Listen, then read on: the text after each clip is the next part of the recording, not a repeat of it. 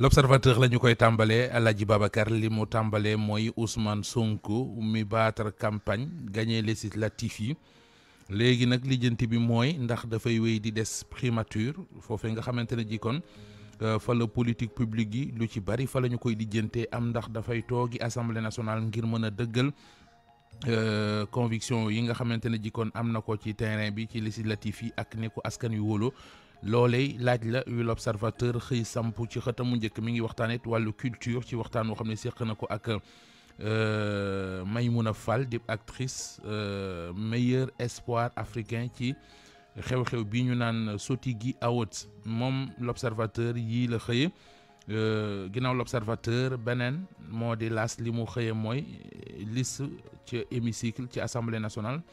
lu aju ci résultat provisoire yi ak ni nga xamante ne ji ko noonee la tëddee témoigné ñëw ak ñun ci législatif yi nee nañu wax nañ ne Pastef lu mu néew war naa am 131 députés waa Takku Wallu 16 jàmm ak njariñ 7 sàmm sa kàddu 3 loolu la xëyee moom yéenekaay bi waaye nag nee na dañ ci déglu commission bi ñu dénk saytu ak siiwal résultat définitif yi wote yi Soleil national ñëw ak ñun ci élection législative yi ak lim ci war a mën a jàngee Sud Quotidien gis ne la cay njëkk mooy géopolitique bi moom faaw recomposition da cay am enquête ñëw ak ñun ci ñi nga xamante ne jikkoon législatif yu góorlu nañu ba gagné seenub gox donte yi fi taroon te compliqué mu tudde leen ay rescapé Walf Quotidien engagement Macky Sall ci législatif yi mbiri chef de l'opposition jamono ji daal taxawaayam moom it ñu ngi koy séntu ngir xam fu mu jëm Le Quotidien dikk ak ñun ci résultat législatif yi bulletin de renseignement mooy li mu bind nee na Sonko liggéey ba mu sumb woon ci élection présidentielle yi moom la yeggale ci législatif yi Les Échos nañu Pastef am na ndam lu rëy ci jamono jooj nag Matam Goudiri Podor ak Gossas ak Afrique centrale moom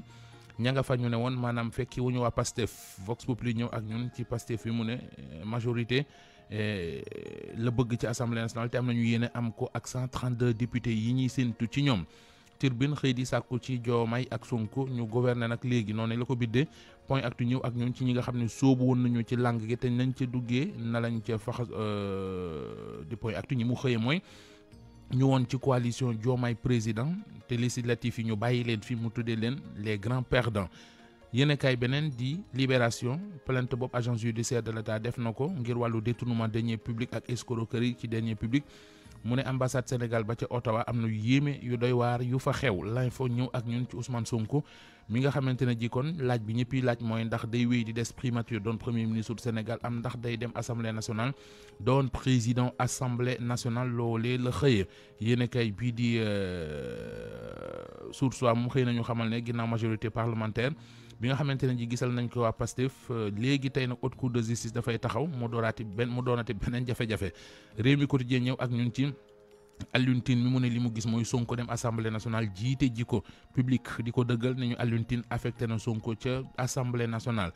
Pastef gagné na ñeent fukki département lii quotidien moo ko bind ci xëtamu njëkk le mandat nañu ginnaaw ndam lu rëy te jekk li ñu am nag fi ne moom soobu ci liggéey bi rek a des jeexal ak tàggat yaram ak record CAN 2025 qualification yi Sénégal Burundi 7h ci ngoon mu ne li ñu xaar moo di ndam lu rafet ngir kon mën a conquériraat public gu Sénégal Alaaji Baba. jaajëf Mouhamed.